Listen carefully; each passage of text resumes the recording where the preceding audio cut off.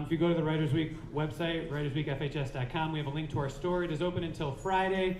So even if you are not somebody who is presenting this week and you want to support your friends, support Writers Week, feel free to go on, grab a t-shirt.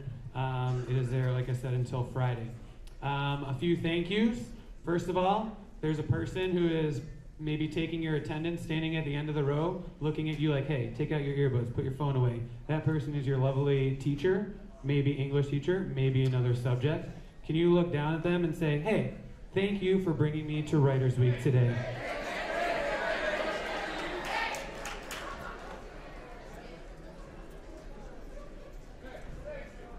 Yeah, they don't have to do it.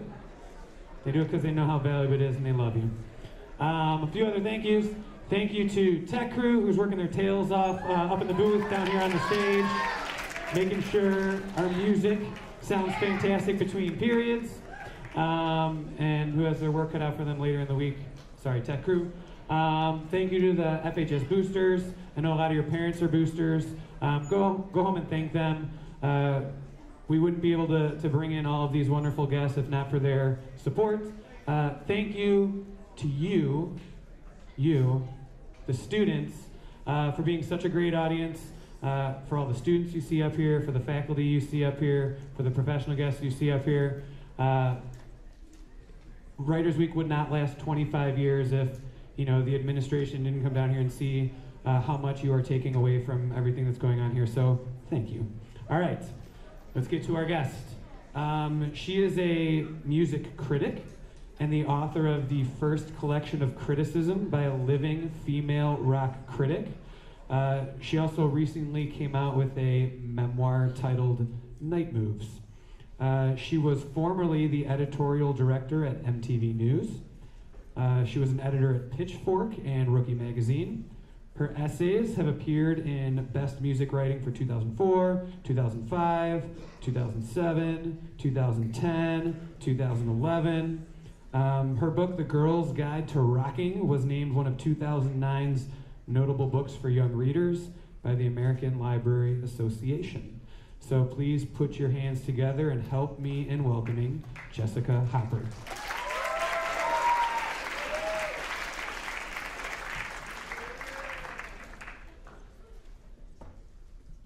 Hey, hi. I'm going to start by doing a little reading. And I'm going to read something different than I read the other people. So this is my latest book. It is a memoir about being a young writer in Chicago. This is an anthology of 15 years of my work. It's called The First Collection of Criticism by a Living Female Rock Critic.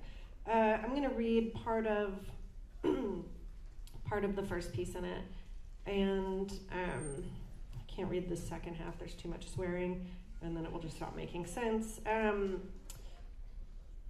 So I'll just start with this and then explain the rest of my life from there.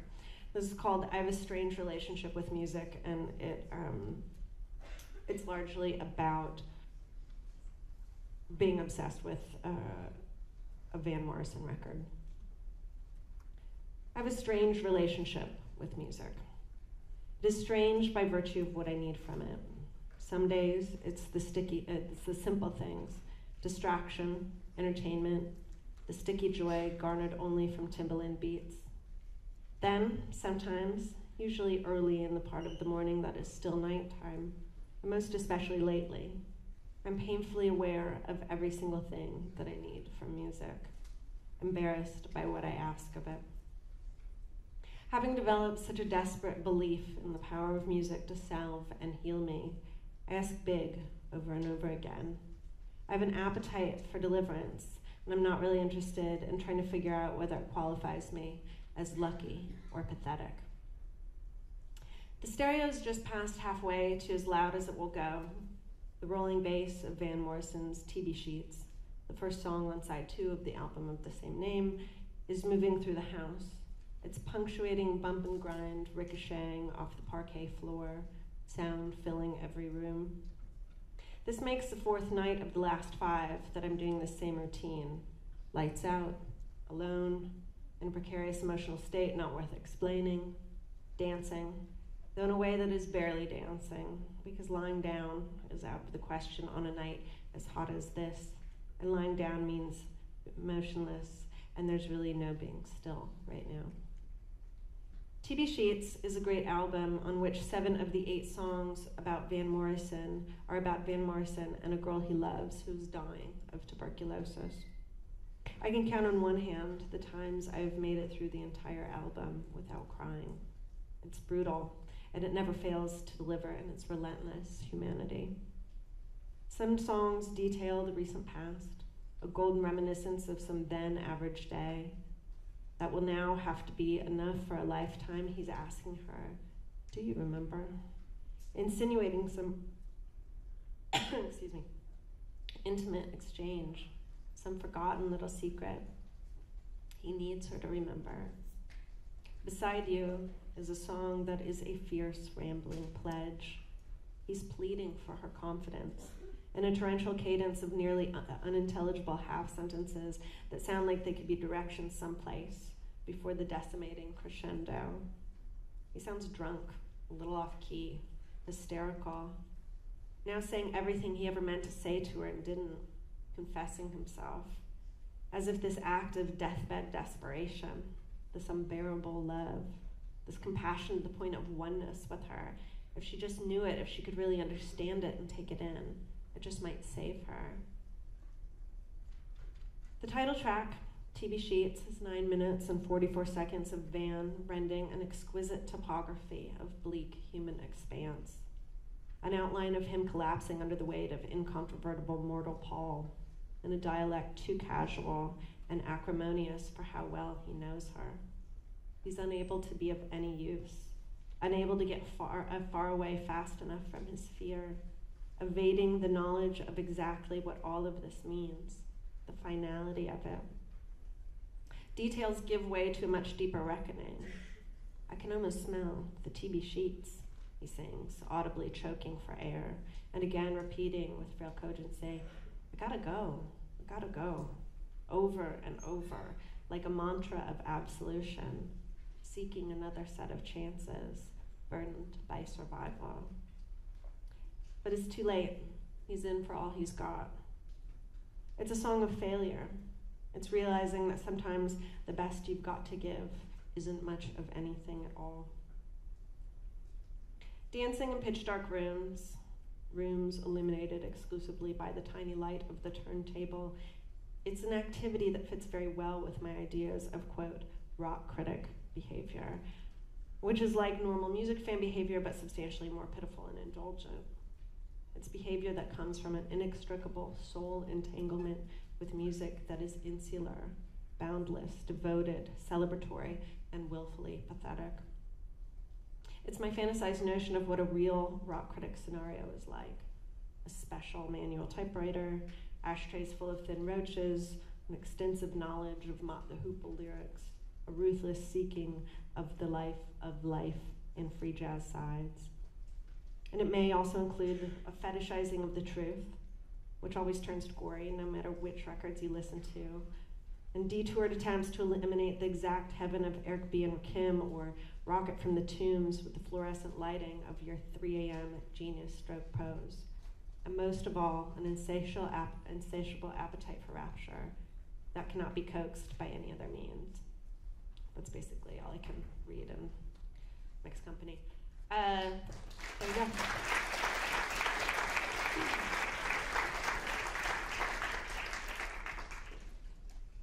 So I started working professionally as a music critic when I was about your collective age, when I was 16 years old. That was when I first started earning money writing about music. I'd been writing about music for a few months before then. When I was about 15, I discovered punk rock, which sort of put a very fine point on my personality and interests at the time. I wasn't super into music before that. I wasn't particularly into writing before that. I'd always been like a very avid reader and a very curious person, but I'd always just felt like a total weirdo and I didn't know why. And then I found my thing. I found my thing that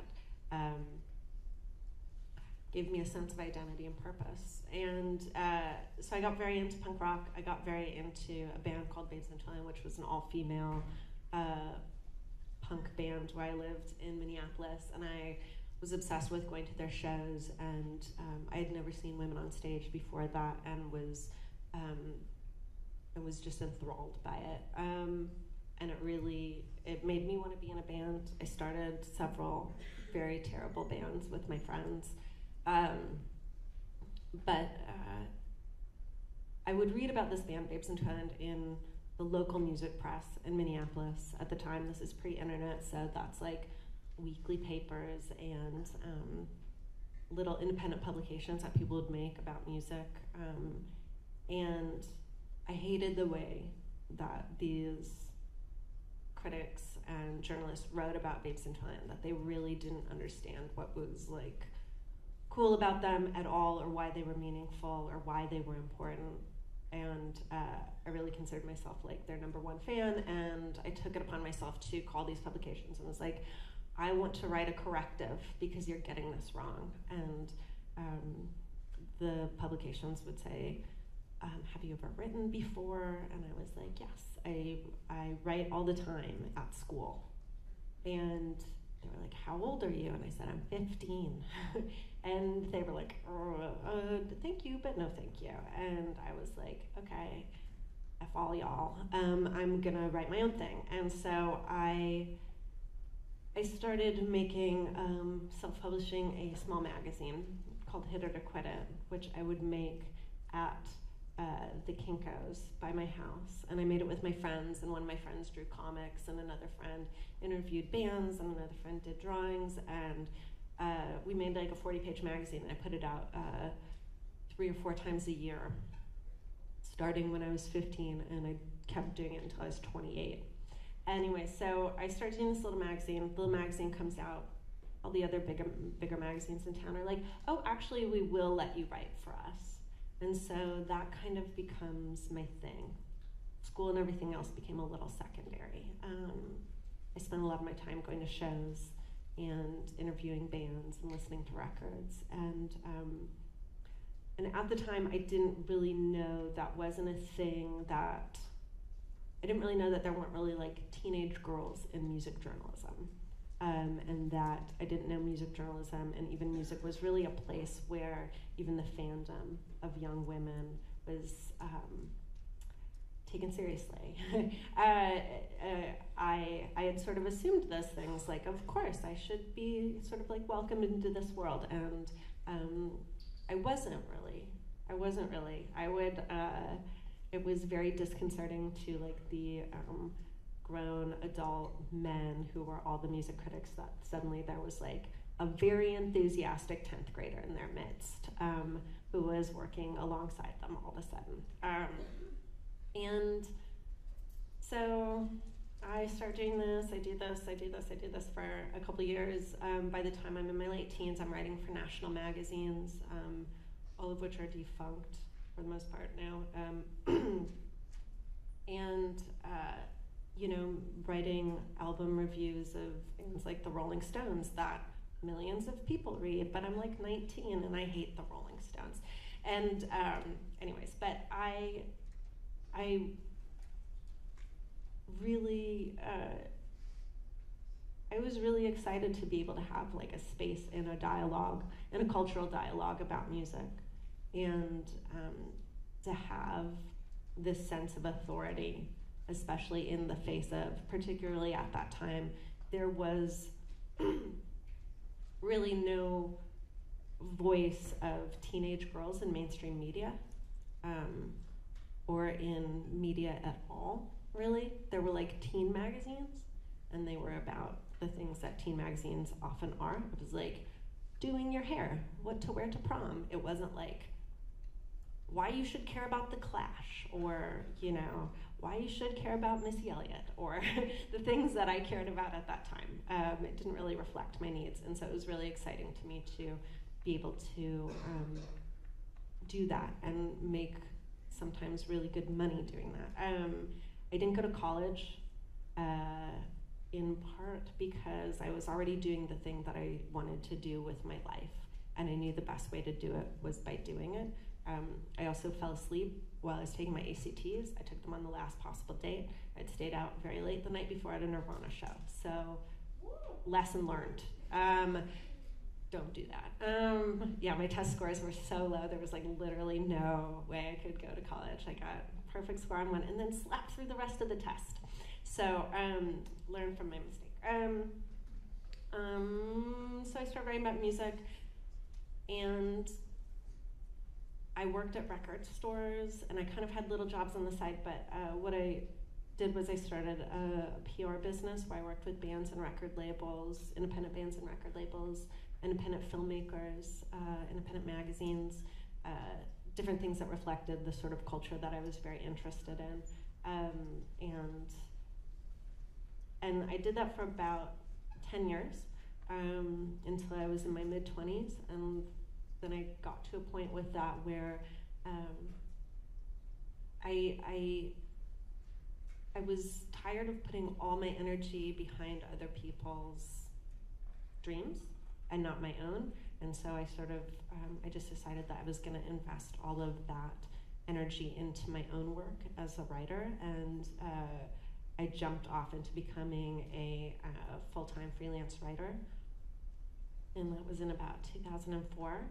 I managed to support myself not just with writing, which is quite difficult, still is pretty difficult to be a freelance anything, but I wrote about music for the Chicago Reader, which is the local alternative weekly here in Chicago. I wrote for the Tribune, I wrote for Rolling Stone, I wrote for GQ, I wrote for Spin, I wrote again for a lot of magazines that don't exist anymore, but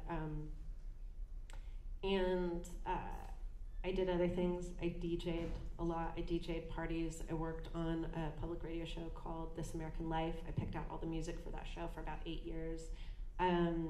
Did all sorts of weird freelance gigs. I was on a roller skating team that performed at nightclubs in Chicago. Like, my rent was super cheap, so my main thing was that I didn't want to have to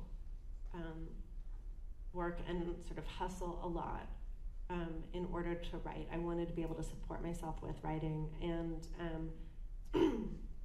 and because I didn't go to college, I really had to take a lot of time to give myself my own education as a writer, and be able to spend a ton of time reading and a ton of time immersing myself in different things that I was interested in, whether it was film or books or activism or the history of music.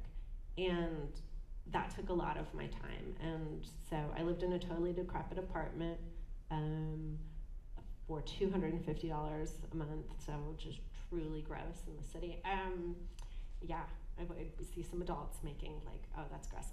Like literally mouse living in the cutlery drawer all winter. It was disgusting. I live in much nicer conditions now, but in sort of like the launch of my career, what didn't change from when I was a teenage girl until I was like 28 and making my living as a writer was that there really weren't a lot of women in the world that I worked, and lots of times there would be these older male editors who would come to me and be like, so when are you going to kind of become a real writer and stop like putting feminism and like gender and these issues into things and just be like, the Rolling Stones are the greatest band ever, and like thumbs up to the Beatles and like whatever, like all this stuff that was sort of like the standard way that people wrote about music. And for me it was really important to kind of assert, actually there's a lot of other people who've sort of been written out of music history that are really important to it, that are really not just shaping it, but like the fandom around those bands really matters, and the opinions of young people, and especially young women who care about these bands really matter, and we should take them into consideration. It's also something we see a lot today with like bands like the 1975 or even like Ariana Grande, where people are like, oh, they're stans, like we don't take this seriously, we don't take any of their expertise seriously. And that came up a lot when I was particularly a younger writer, because people just be like, well, what do you know? So I really had to fight for my place and sense of authority within a lot of the spaces that I was working in. When I was about 30, I wrote a book called The Girl's Guide to Rocking, which is a kind of how-to about how to start a band, and a lot of different things related to being in a band, recording, touring, all of these things. And it was basically a book that I wished I had had when I was a teenager. I wrote it for my teenage self, because when I was a young person, starting to make music, starting to make records, just being in music, there were very few people that I could ask, what is this? How does this work? How do I learn how to do this without being ridiculed? Music was very much a space where you should just sort of like come in and like know everything, and that was one of the ways that music and music journalism kind of kept people out. I think a lot of that kind of went towards that. But I wrote that book, and then my professional career as a writer took off a little bit more. I, again, was like freelancing for a lot of different places, a lot of different magazines, writing about all sorts of music, Kendrick Lamar. I wrote did a fairly well-known piece about R. Kelly about 6 years ago that sort of put things into motion with putting his crimes and predation sort of back into a national conversation. I did a lot of writing about emo. And then I had this book come out in 2015, which is an anthology of 15 years of my criticism. It's called The First Collection of Criticism by a Living Female Rock Critic. It is titled that because people kept telling me within publishing that this book couldn't exist, or it wouldn't do well, or people didn't really want it, or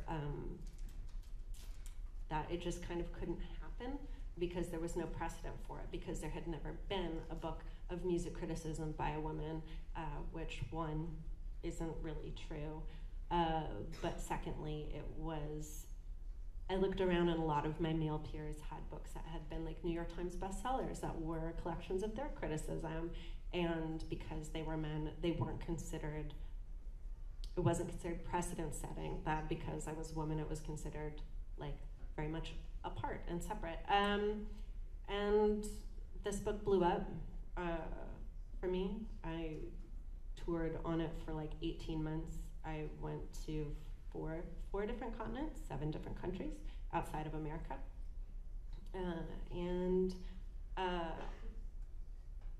And then that basically got me jobs. I went and became an editor at Pitchfork for a year. I was editor-in-chief of a actual magazine called Pitchfork Review as a music editor at Rookie, which was a culture website for teenage girls that recently folded. And then I went and became the editorial director of MTV News, where I got to do a lot more than just journalism. I got to start producing documentaries. I produced podcasts. I put a lot of different things that I had learned as a journalist in 20 years into motion, doing other things. And so one of those things that I want to show you now, do we have this available? Person. Here's the cue. So when I was at MTV,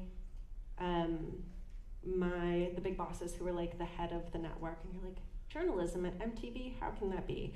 There was a time, it was short-lived, it was 17 months, that we got to do some really incredible game-changing things there before it returned to being like full tilt teen mom all the time. And my bosses were like, we want Kanye and we want Chance, will you do a thing with them? And I was like, neither of them will talk to us. Neither of them really do press like this. And so instead, we wound up making this documentary about Kirk Franklin, who has worked with both of them. And in a lot of ways, to me, has a much more interesting story than both of them. So we made this short form documentary that aired on MTV, that aired online, where we were with Kirk Franklin also when the Pulse nightclub shooting happened a few years ago. But anyway, so this is just like a 10-minute thing that we can watch, and then we'll do questions afterwards, if that's cool. Is it working? Can you make it work? How about now? There's going. We would need volume, though. I can narrate. So this part, he's praying.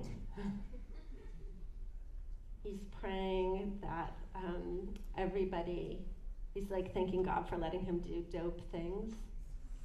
How about sound? Letting him work with like dope people. He hopes he says something that touches everyone today. We see his watch. We see his really expensive watch. Does a little dance. Singer. 1947, so time machine college. Person with the hand way in the back. You? Yes, you.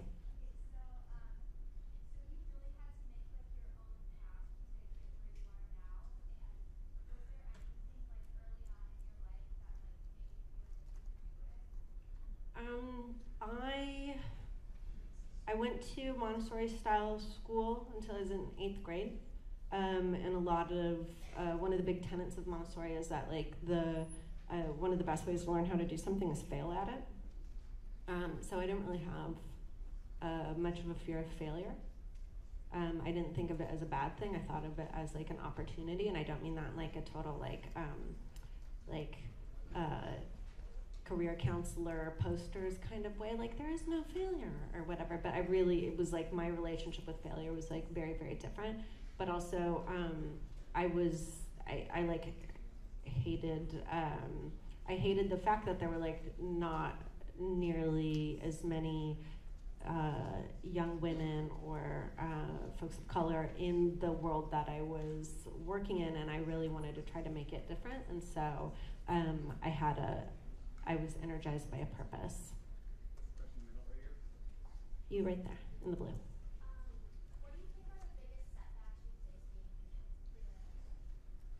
What was the second half of that? Biggest setback? As a freelance writer? Probably being in Chicago.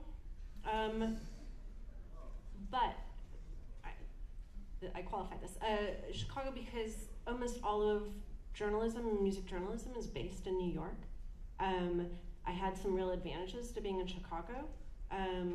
Some real opportunities and some chances to cover things really early on, Kanye, Chance, other people, and have a really different perspective. I got to be a very big fish in a medium-sized pond here, as opposed to New York was like a kind of a different thing, and like you had to earn a different kind of crazy amount of money. But if I had been in New York, I probably would have had a very differently shaped career. So I don't know. Is there anyone over there? Yeah. Right. Is that a hand or is that someone? I think that was someone stretching. No, that's a hand. Go ahead. Throughout your career, did you meet any famous artists? I have met many famous artists, yes.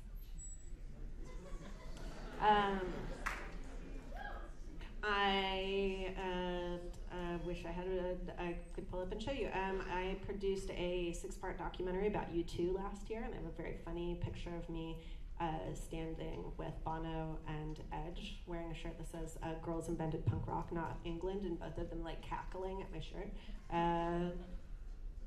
Kendrick Lamar. I don't know who matters in your world. I've literally run face first into Kanye as he was coming in a door. I don't know. I have all kinds of stories. I've gotten in a big fight with Chance. There you go.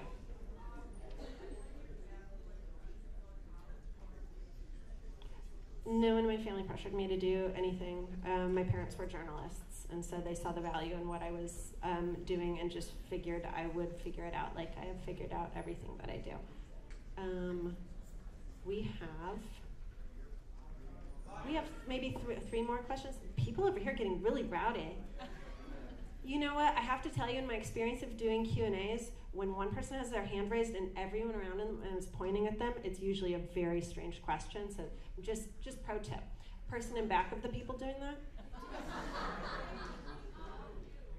was your favorite person to work with that you've worked with so far? Like work with as an artist or work with as an editor? As an artist. Work with is kind of hard because usually if you're working with somebody over like a prolonged period of time, it's like usually it'd be like producing something. So and like when I produced a series of documentaries about a woman named Julian Baker that was for Spotify that never came out, and she was really, really fabulous. One of my favorite interviews ever, probably Mary J. Blige. She was like unfailingly polite and just really sweet. Person in the white behind that question.